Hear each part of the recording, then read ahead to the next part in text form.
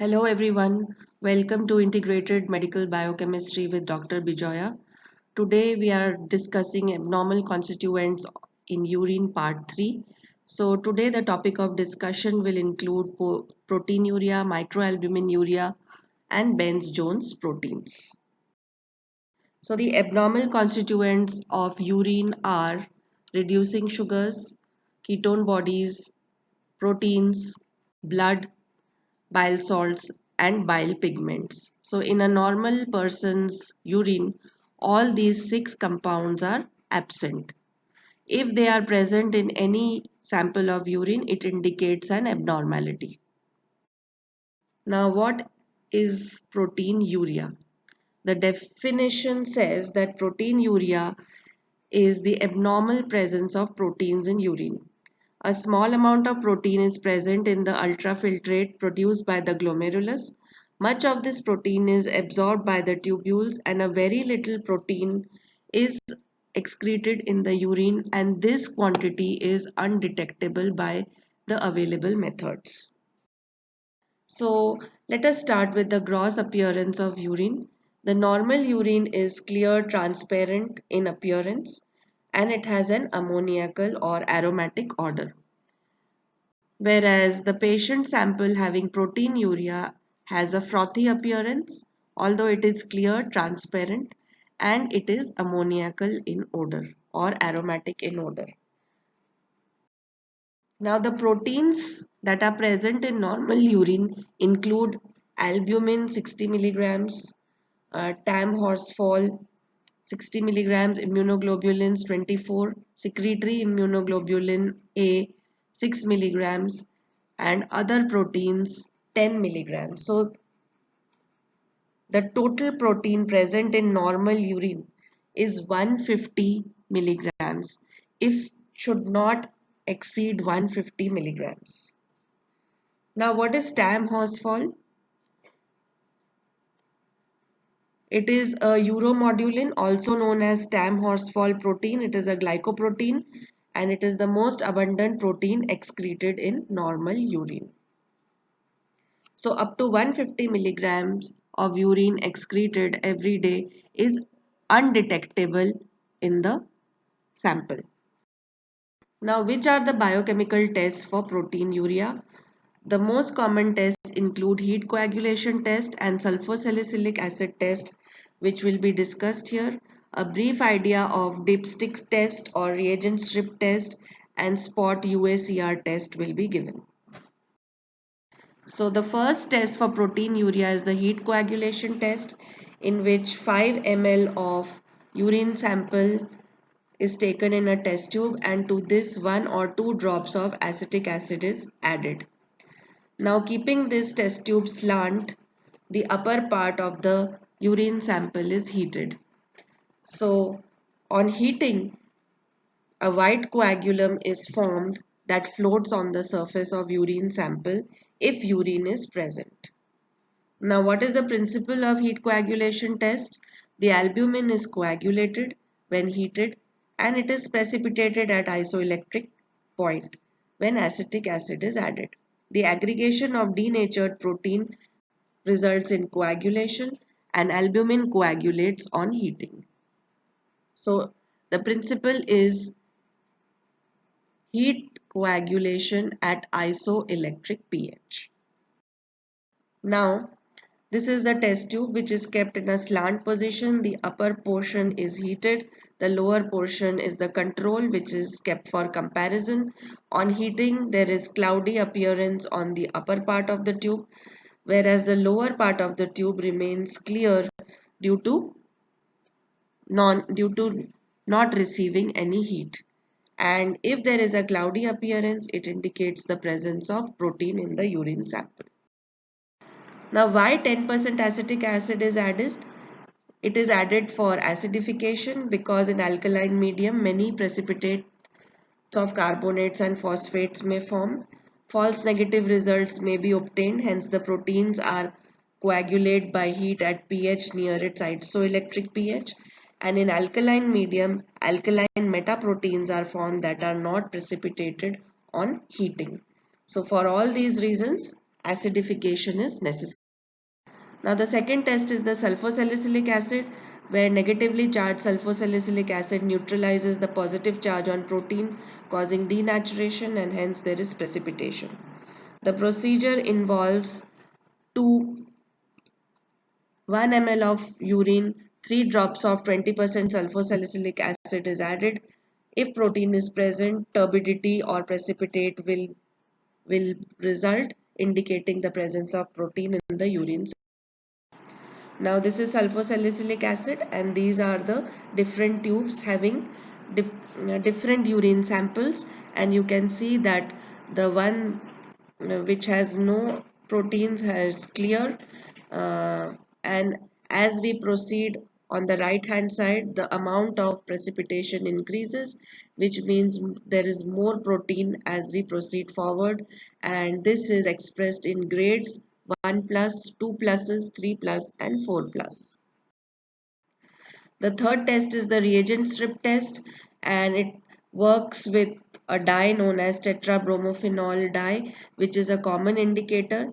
It is impregnated in these reagent pads, and when this pad is dipped into the urine sample after waiting for 60 seconds, there is change in color.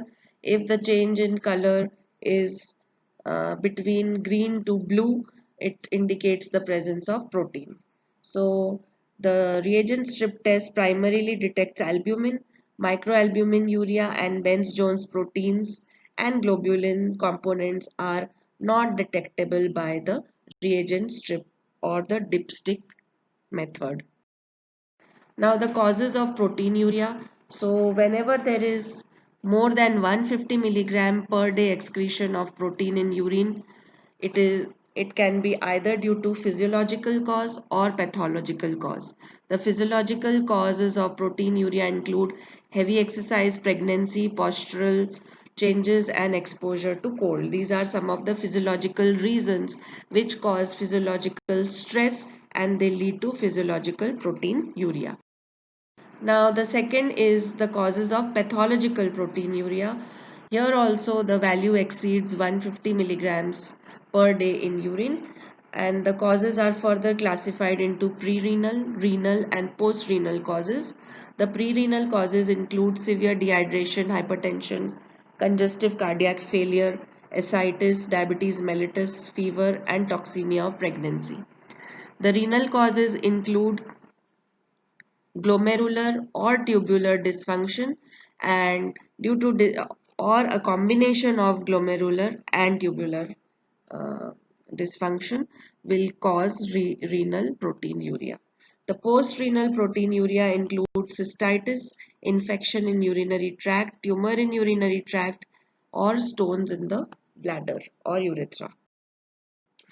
Now, proteinuria and albuminuria. So, this table will help us to interpret that in a normal adult the protein is less than 150 milligrams per day, as being repeatedly said. To diagnose proteinuria, it has to be equal to or more than 150 milligrams per day, and if it is more than 3500 milligrams per day, it is in nephrotic range. Now in normal adult, the albumin excreted is less than 30 milligrams per day. Microalbuminuria shows 30 to 300 milligrams per day, and once this excretion increases further, that is, it is more than 300 milligrams per day, this is known as macroalbuminuria. So total amount of protein normally is 150 milligrams per day, and albumin is less than 30 milligrams per day. This you have to remember. Now microalbuminuria, it is a kidney damage progress, and the amount of albumin in the urine increases. The name of the condition is macroalbuminuria or proteinuria. So microalbuminuria precedes macroalbuminuria or an overt renal disease condition. It is indicative of increased risk for development of diabetic nephropathy or hypertensive nephropathy. Spot urine albumin to creatinine ratio, which is abbreviated as UACR. UACR is a preferred test for both initial and follow-up testing. It is expressed in milligrams per gram. The other options include the spot urine protein to creatinine ratio, that is UPCR, and a manual reading of the reagent strip, that is urine dipstick test for total protein. So only if the first two choices are unavailable should the dipstick method be used. Now the interpretation of spot urine ACR test, you can see here that the urine ACR in normal condition has to be less than 2 in men and less than 2.8 in women. And the 24-hour urine excretion of albumin has to be less than 30 milligrams per day for both men and women. In microalbuminuria, the dipstick is negative, but the urine ACR is same as in the above case. Only the range has increased, that is 2 to 20 for men and 2.8 to 28 in women. Whereas the urinary excretion of albumin lies between 30 to 300 milligrams per day. So in microalbuminuria, the UACR ratio has increased in both men and women, and the range is 2 to 20 and 2.8 to 28 respectively. In overt nephropathy, which is also known as macroalbuminuria, dipstick method is positive. So you can see that in normal condition or microalbuminuria is undetected by the dipstick method. The UACR value further increases. In men it is 20 and in women it is above 20, in women it is above 28. And the albumin excretion per 24-hour urine collection shows more than 300 milligrams per day. So this is how it helps in spot UACR is helpful in differential diagnosis according to stage of nephropathy. Now, Benz-Jones proteins, these are light chains of immunoglobulins seen in multiple myeloma. These are monoclonal immunoglobulins of kappa and lambda, which are synthesized by neoplastic plasma cells. They are seen in multiple myeloma, macroglobulinemias, and primary amyloidosis. These proteins have unusual property of precipitating at 40 to 60 degrees Celsius.